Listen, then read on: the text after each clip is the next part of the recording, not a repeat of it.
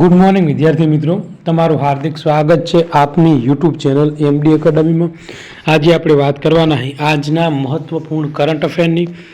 આ current affair ગુજરાતની બધી જ એક્ઝામ માટે મોસ્ટ ઇમ્પોર્ટન્ટ છે। તો શરૂઆત કરીશું કરંટ અફેરની। તો પહેલો ક્વેશ્ચન હે મિત્રો કે હાલમાં વિશ્વ પ્રાથમિક સારવાર દિવસ દર વર્ષે ક્યારે ઉજવવામાં આવે છે? તો સપ્ટેમ્બરનો બીજો શનિવાર એટલે વિશ્વ પ્રાથમિક સારવાર દિવસ। તો મોસ્ટ ઇમ્પોર્ટન્ટ દિવસ છે મિત્રો, આવનારી એક્ઝામમાં પૂછાઈ શકે। જોઈશું તેની ડિટેલ।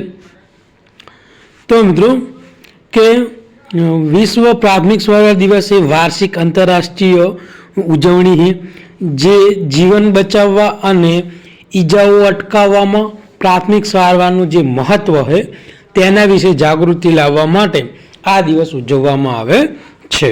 હવે આ જે દિવસ છે મિત્રો વિશ્વ પ્રાથમિક સારવાર દિવસ તે international federation of red cross અને રેડ ક્રેસન્ટ સોસાયટી દ્વારા મિત્રો આ જે દિવસની સ્થાપના કરવામાં આવી હતી અને દર વર્ષે મિત્રો આ જે દિવસ છે તે સપ્ટેમ્બર મહિનાનો બીજા શનિવારે ઉજવવામાં આવે છે।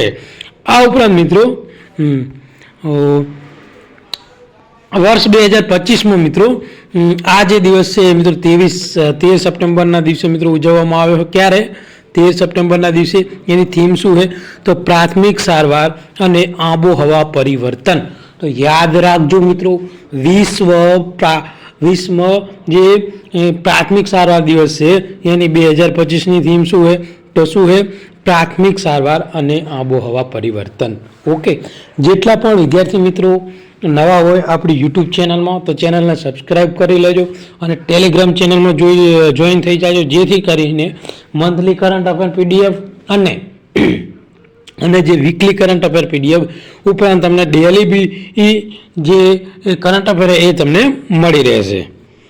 આગળ વધીશું તો મિત્રો હાલમાં જે ફ્રિન્ચ ભારતના નાણાકીય વર્ષ 2025ના વિકાસ દરનો અંદાજ કેટલા ટકા સુધી મિત્રો વધારી દીધો છે? તો 6.9%। કેટલો? 6.9% મિત્રો યાદ રાખજો, ઇકોનોમીનો ક્વેશ્ચન છે, કરંટ રિલેટેડ આવી શકે છે। જોઈશું કે ભારતમાં આર્થિક વેગમાં વિકાસ દર્શાવતા એક નવા અપડેટમાં ફ્રિન્ચ રેટિંગ્સ નાણાકીય વર્ષ 2025માં માટે ભારતના જે જીડીપી વૃદ્ધિનો જે અંદાજ છે તે મિત્રો 6.5થી વધીને 6.9, પહેલા કેટલો હતો? 6.5 હતો, હવે વધીને કેટલો થયો હોય મિત્રો? 6.9। તો યાદ રાખજો, મોસ્ટ ઇમ્પોર્ટન્ટ ક્વેશ્ચન છે। આગળનો ક્વેશ્ચન છે ગોદાવરી જળ યોજના તબક્કા 2 અને તબક્કા 3 કયા રાજ્યમાં શરૂ કરવામાં આવ્યા છે? તો તેલંગાણા રાજ્યમાં મિત્રો જે આ ગોદાવરી જળ યોજના છે એનો તબક્કો 2 અને તબક્કો 3 શરૂ કરવામાં આવેલો છે મિત્રો। તો તેલંગાણાના મુખ્યમંત્રી કોણ છે? રેવંત રેડ્ડીએ। તે ગોદાવરી જળ યોજનામાં જે યોજના છે એ તબક્કા 2 અને તબક્કા 3નું ઉદ્ઘાટન કર્યું છે, જે રાજ્યના પાણીની જરૂરિયાતોને પૂર્ણ કરવા હેતુથી મિત્રો આ મહત્વપૂર્ણ પગલું લેવામાં આવેલું છે।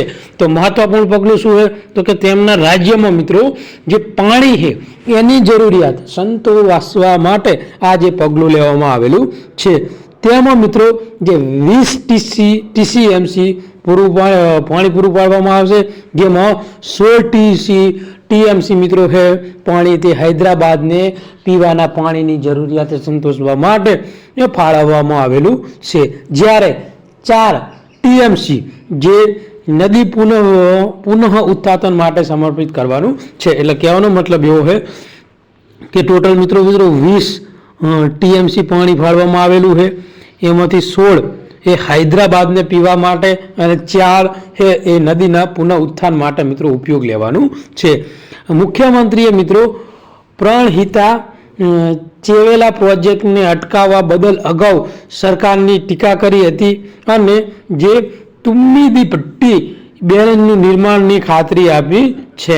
આ ઉપરાંત વધુમાં મિત્રો ગંગા, યમુના અને સાબરમતી જેવી સફળ નદીઓનું પુનઃ સ્થાપનના પ્રયાસોની પ્રેરણા લઈને મૂસી નદીને પુનઃજીવિત કરવા ઉપર ભાર મૂક્યો છે. એટલે આ પ્રોજેક્ટ હેઠળ મિત્રો કઈ નદી ઉપર મિત્રો પુનઃજીવિત કરવાની વાત કરી છે રેવંત રેડ્ડીએ? મિત્રો યાદ રાખજો, મૂસી નદી કહે. ઓકે, આગળ વધીશું મિત્રો. આગળનો ક્વેશ્ચન છે મિત્રો કે ભારતમાં તહેરાન અને આર્મેનિયા વચ્ચે જે મિત્રો ત્રીજી ત્રિપક્ષીય પરામર્શ ક્યાં યોજાઈ હતી? તો મિત્રો ઈરાનની રાજધાની જે તહેરાન છે, કોની રાજધાની? તહેરાન. કોની રાજધાની? ઈરાનની રાજધાની જે તહેરાન છે ત્યાં મિત્રો ત્રિપક્ષીય પરામર્શ યોજાઈ હતી. કયા કયા દેશે ભાગ લીધો હતો? ભારત, ઈરાન અને આર્મેનિયા. તો આ પણ ક્વેશ્ચન મોસ્ટ ઇમ્પોર્ટન્ટ છે મિત્રો. આ ઉપરાંત મિત્રો ચાપડ 2025 જે યુદ્ધ કવાયત હતી મિત્રો એ ક્યાં યોજાવાની છે? તો મિત્રો રશિયામાં યોજાવાની છે. અને ભારતની નૌસેના, વાયુસેના અને જે જળ સેવા છે ત્રણેય મિત્રો આમાં ભાગ લેવામાં આવે.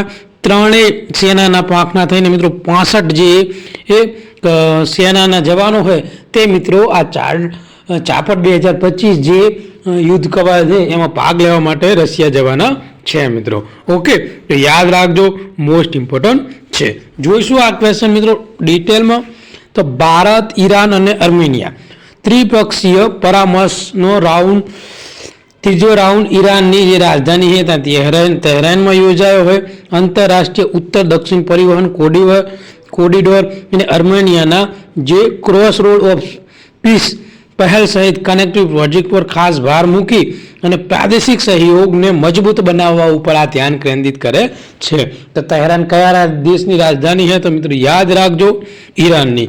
અને તમારે મને કોમેન્ટમાં કહેવાનું છે કે મિત્રો આર્મેનિયાની રાજધાની કઈ છે. ઓકે, જેટલા પણ વિદ્યાર્થી મિત્રો આ કરંટ અફેર નિહાળી રહ્યા હોય તો મિત્રો તમે કોમેન્ટ મારતા રહો. અને તમારા જે પણ વિદ્યાર્થી મિત્રો તમારા જે ભાઈઓ છે જે પણ ગવર્મેન્ટ જોબની તૈયારી કરતા હોય તો આ વિડીયો એમને શેર કરી દો, જેથી કરીને આ કરંટ અફેરનો લાભ તમને મળી રહે. રમતગમત, વિજ્ઞાન અને નવીનતાને પ્રોત્સાહન આપવા માટે કઈ સંસ્થાએ સ્પોર્ટ ઓથોરિટી ઓફ ઇન્ડિયાના જે NCSSR સાથે મિત્રો MOU કર્યા છે? તો મિત્રો IIT દિલ્હી એ આ મહત્વપૂર્ણ MOU કરેલા છે. આ ક્વેશ્ચન પણ મિત્રો મોસ્ટ ઇમ્પોર્ટન્ટ છે, કારણ કે આ ક્વેશ્ચન છે ને એ હિસ્ટ્રીના રિલેટેડ આવી શકે છે. ઓકે, તો શું છે? દિગ્વિજય દિવસ સ્વામી વિવેકાનંદના જે ઐતિહાસિક શિકાગો સંબોધનની ઉજવણી ક્યારે કરવામાં આવી? તો મિત્રો યાદ રાખજો, 11 સપ્ટેમ્બરના દિવસે જે આપણા સ્વામી વિવેકાનંદે જે શિકાગોમાં મિત્રો સંબોધન કર્યું હતું એ સંબોધનની મિત્રો દિગ્વિજય દિવસ તરીકે ઉજવણી કરવામાં આવી છે. ક્યારે કરવામાં આવી છે? તો 11 સપ્ટેમ્બરે. ઓકે, તો જોઈશું મિત્રો ડિટેલ. તો ભારતમાં દર વર્ષે 11 સપ્ટેમ્બર ઉજવાતો દિગ્વિજય દિવસ એ શિકાગોમાં વિશ્વ જે ધર્મ સંસદમાં સ્વામી વિવેકાનંદે 1893માં પ્રતિષ્ઠિત ભાષણની યાદની ઉજવણી રૂપે મિત્રો આ દિવસ ઉજવવામાં આવે છે. તેમના હૃદયસ્પર્શી અભિનંદન અમેરિકાના ભાઈઓ અને બહેનો એ વિશ્વને મંત્રમુગ્ધ કરી દીધું હતું. આ દિવસ સાર્વત્રિક ભાઈચારાની ઉજવણી છે, ધાર્મિક સંવિધિતા, સહિષ્ણુતા અને ભારતના જે સમૃદ્ધ આધ્યાત્મિક વારસા ઉપર ભાર મૂકે છે. તો 11 સપ્ટેમ્બર 1893ના રોજ સ્વામી વિવેકાનંદે જે વિશ્વ ધર્મ પરિષદ યોજાઈ હતી શિકાગોમાં તેમાં ભાષણ આપ્યું હતું. આ ભાષણના પરિણામે મિત્રો જે 11 સપ્ટેમ્બરના દિવસે દિગ્વિજય દિવસ ઉજવવામાં આવે છે મિત્રો. ઓકે, વિજ્ઞાન, ટેકનોલોજી અને સંરક્ષણનો ક્વેશ્ચન છે મિત્રો, મોસ્ટ ઇમ્પોર્ટન્ટ છે. હાલમાં ખાલી જગ્યા માર્સ રોવરને પ્રાચીન જીવનના સૌથી મજબૂત સંકેતો મળ્યા છે. તો મિત્રો આ જે સંકેતો છે એ નાસાને મળ્યા છે.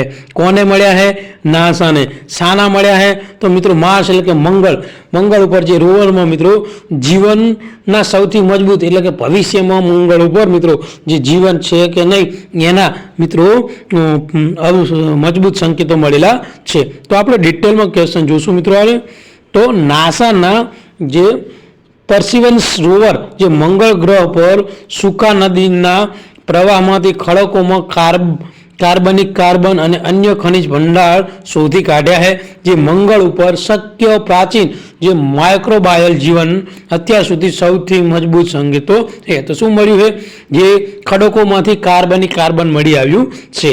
આ ઉપરાંત જે ઝેરો ક્રેટરની અંદર જે બ્રાઇટ એન્જલ રચના જોવા મળે છે. આ જે ખનિજો જેમ કે આયર્ન ફોસ્ફેટ, આયર્ન સલ્ફાઇડ પૃથ્વી ઉપર જે સૂક્ષ્મ જીવોની પ્રવૃત્તિમાં ઉત્પાદન છે મિત્રો. અને આ જે પૃથ્વી પર બહારનું ભૂતકાળની જીવનની શોધનું એક મહત્વપૂર્ણ પગલું છે.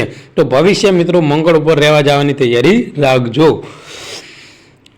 મોસ્ટ ઇમ્પોર્ટન્ટ ક્વેશ્ચન મિત્રો, હાલમાં જે આઈસીસીએ મહિલા વર્લ્ડ કપ 2025 માટે વિલ ટુ વિનની ઝુંબેશ શરૂ કરી છે.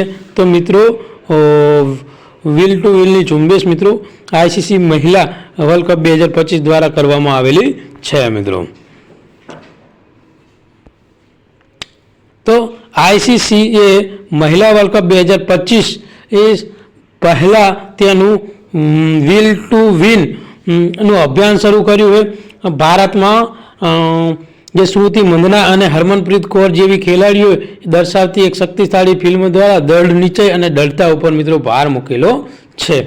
આ ઉપરાંત આ ઝુંબેશ છે તે મહિલા ક્રિકેટરની પ્રેરણાદાયી યાત્રા, એમનું બલિદાનની ઉજવણી કરે છે.